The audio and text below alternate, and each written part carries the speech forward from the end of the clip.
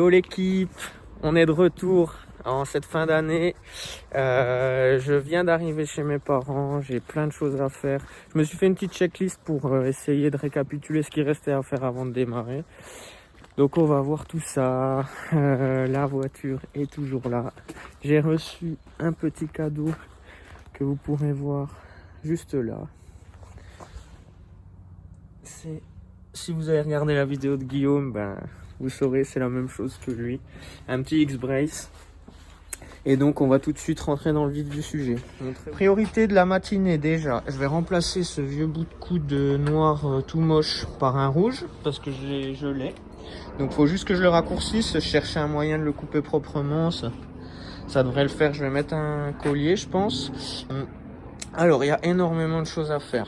On va s'occuper du faisceau, on va s'occuper de fixer en définitif le turbo, mettre les goujons, raccorder en définitif également la wastegate externe. Faut qu'on trouve une solution également pour pour rallonger le câble d'accélérateur. Il y a aussi le radiateur d'huile qu'il faut qu'on fasse passer pour pouvoir maqueter aussi, mettre les durites du radiateur qui part du porte-filtre à huile.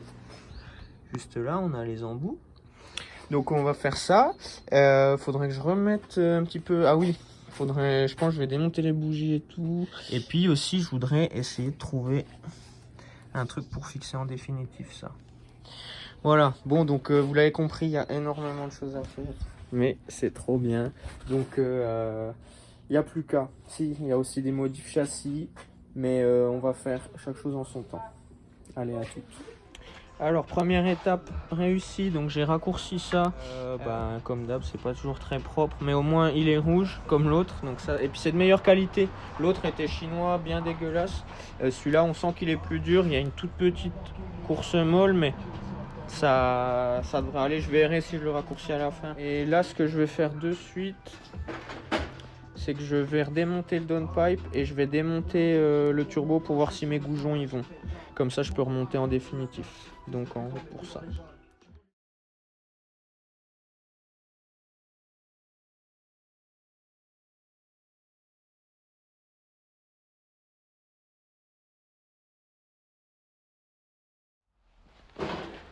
Alors voici les écrous, les goujons en question. C'est des trucs de Subaru soi-disant. C'est vendu pour Subaru. Je l'ai acheté en Chine comme d'hab. Pour 2 €. Et c'est du 10 par 125. C'est bien. C'est un pas. C'est le pas Subaru effectivement. Les trucs des japonais là. Donc et ça a l'air de se mettre. Donc je vais foutre les 4 et je vais voir parce que pareil, il y a un truc. Ah oui. Comme c'est un turbo de camion, je sais pas ce qu'il y a, mais en fait la bride est à peine différente. Et on peut voir que ça a déjà été usiné un petit peu. Ici. Donc je vais vous montrer. Hop. Ce petit zoom est génial. Voilà, donc là ils sont vissés à la main. On voit qu'il n'y a plus aucun point de résistance. Donc ça c'est une bonne chose. Alors les gars, pendant que je fais une petite pause, on va vérifier ce petit X-Brace. À quoi? Si c'est bien ce qu'on attendait, normalement ça en a la forme déjà. Donc je viens d'aller bouffer, tout le monde s'en fout, c'est cool. Mais ce que je voulais dire c'est que avant d'aller manger, je me suis intéressé au maquettage du radiateur d'huile. Donc on va partir là-dessus. Bon, il est un peu rouillé.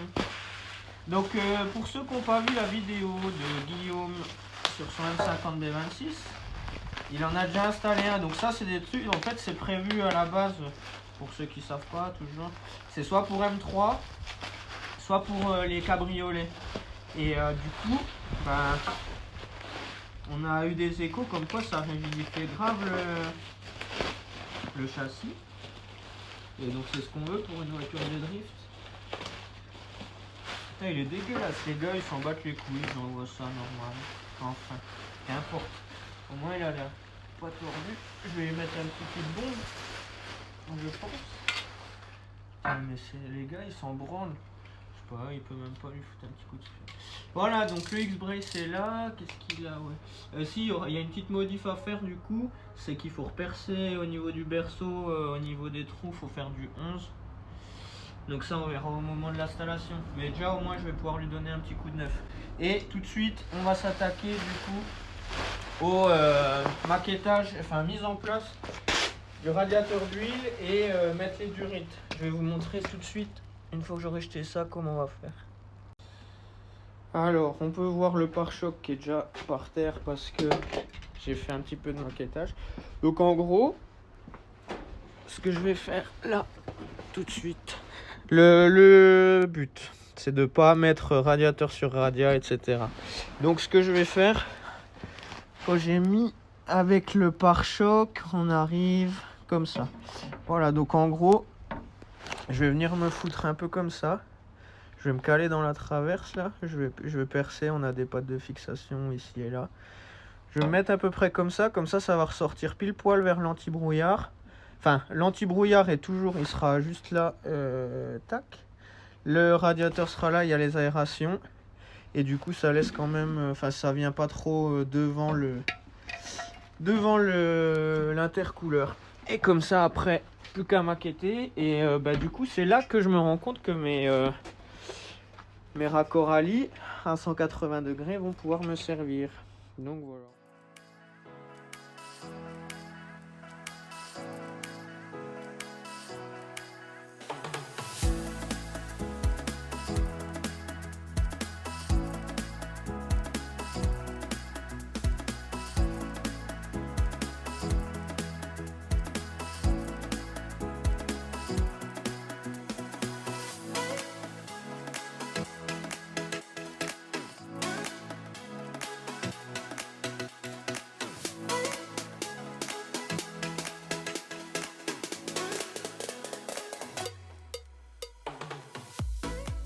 On en est où? Donc je vous avais déjà montré le porte-filtre M3, donc qui avait les deux arrivées pour le radiateur.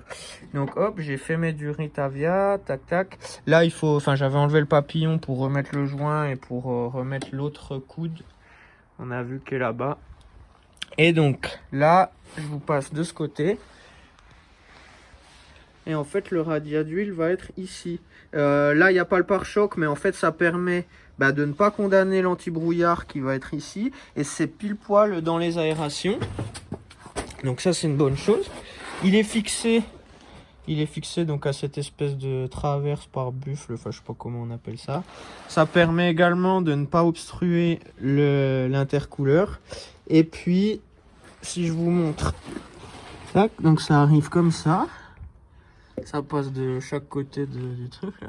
Et ce qui fait que aussi, comme j'ai creusé là tout à l'heure, vous avez vu, oh là là, désolé, et on a failli casser l'iPhone. Ça fait que je peux démonter juste les deux vis de 10 là, enfin les 4 plutôt, et puis laisser pendre le radiateur. Ça m'évite de devoir démonter le circuit d'huile, enfin en déboucher ça pour démonter, parce que faut que ça reste pratique un petit peu quand même. Alors les mecs, je voulais vous parler d'un petit truc. Je vous avais dit que j'avais taré ma Westgate externe en mettant des ressorts. Et là on voit que ça s'ouvre. La question c'est à combien? Et alors là j'ai mis mon gonfleur, c'est Spartiate hein, comme d'hab. Vous commencez à avoir l'habitude dans le garage de la Hess. Là je suis à 1 bar en stabilisé. Et ça se décolle à peine. Donc sachant qu'un bar ça va être ma pression maxi, je vais retarer les ressorts, enfin je vais mettre, là il y en a 2, je vais en enlever un je pense ou en mettre, je vais faire un autre combo pour essayer que ça s'ouvre plutôt vers 0,6, 0,7.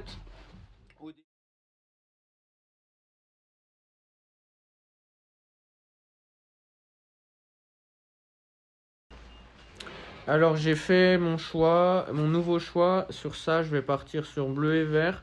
Selon le barème de Thial, là, ça va correspondre à 0,6 bar, je crois. Donc, je me dis, vaut mieux commencer doucement et on augmentera ensuite parce que pour les réglages, rodage, tout le bordel, ça sera largement suffisant. Donc c'est méga bien fait, il y a un petit emplacement pour chaque. Voilà. Et puis après on a juste à remettre le chapeau et à tenir correctement. Il y a une orientation du chapeau, non? Ouais. Ok, donc nous allons refaire le test. J'essaie de vous remontrer pareil. Et regardez. Alors là, je suis à 0,5. C'est pas décollé. 0,7, elle est déjà levée là. Je sais pas si on voit le mano un petit peu, je zoomerai dans la vidéo. Donc à 0,7, là on est déjà ouvert. Donc c'est nickel. Et après, ben voilà. Bon, ben parfait. Donc le code couleur que j'ai des ressorts est le bon, parce qu'il y a 2 dates, j'avais un petit doute. Ben là, c'est nickel. Donc ça veut dire qu'à 0,7, elle est déjà ouverte. Donc elle commence à s'ouvrir à 0,6, d'après ce que j'ai l'impression. Donc je vais la monter comme ça. Petit atelier électricité aujourd'hui, cet après-midi. Ah, on continue. Bon, je ne sais pas si ça intéresse grand monde. Voici un cockpit en plein chantier. Donc qu'est-ce que j'ai fait? J'ai ramené mes petits manos, j'ai commencé à faire les raccords, etc. Et là je suis en train de souder, je vais faire la tresse de masse. Faut que j'installe un fusible. J'ai fait mon petit interrupteur pour la pompe à essence également.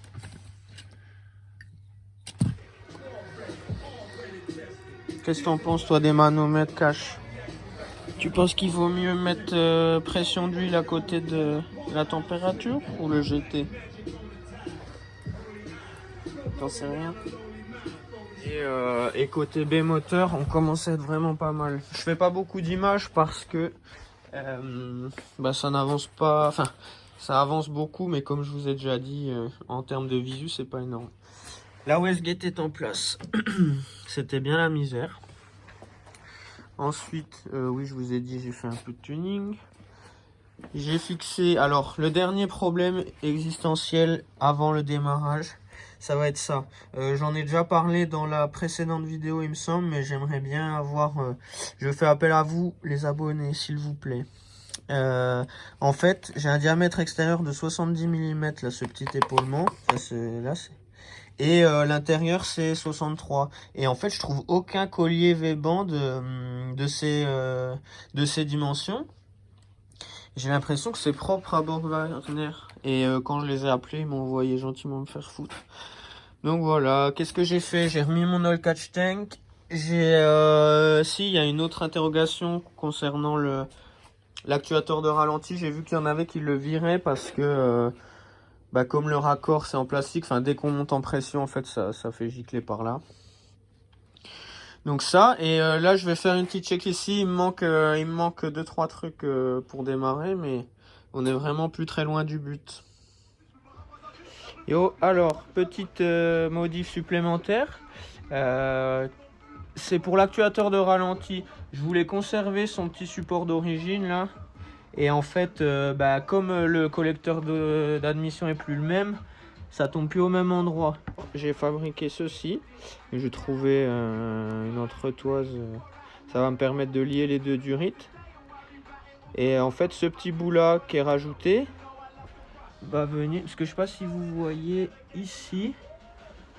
On voit à côté de la durite rouge bouchée là. Ici, ça c'est la sortie de l'actuateur qui doit venir se mettre juste là. Mais putain, c'est compliqué pour... Enfin, elle est là l'entrée. Donc là, avec ça, je vais vous montrer, ça permet de le mettre et on tombe nickel. Et comme ça, je peux conserver ici. Je peux conserver son emplacement d'origine. Et je lui ai acheté un petit cornet là, un petit filtre harniflard, puisque je ne peux plus me reprendre dans le coude qu'il y a d'origine pareil. Donc pour moi, je prendrai l'air là, frais quand même, enfin filtré. Et ça permettra donc de faire la régulation de ralenti. Donc je vous montre ce que ça fait en rendu. J'ai mis aucun collier, mais c'est juste du maquettage. Donc on voit l'entrée du collecteur qui est là, le raccord, donc la petite durite que j'ai fait et qui vient se mettre. Désolé, on voit pas.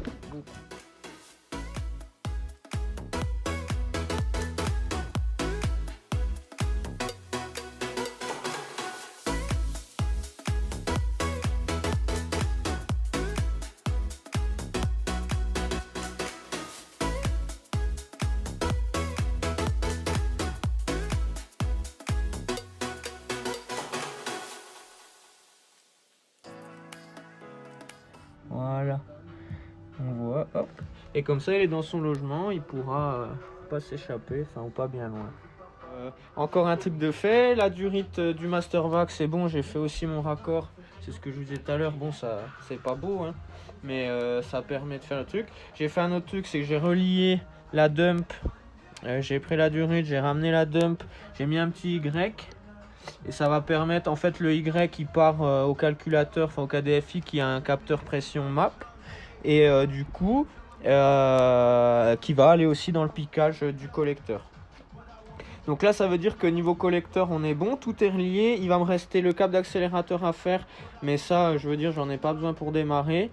Voilà, circuit d'huile c'est ok, circuit d'essence manque juste le mano, circuit d'air manque cette petite là la fixation, circuit d'eau c'est bon, il y a tout, enfin il n'y a pas eu de modif de toute façon.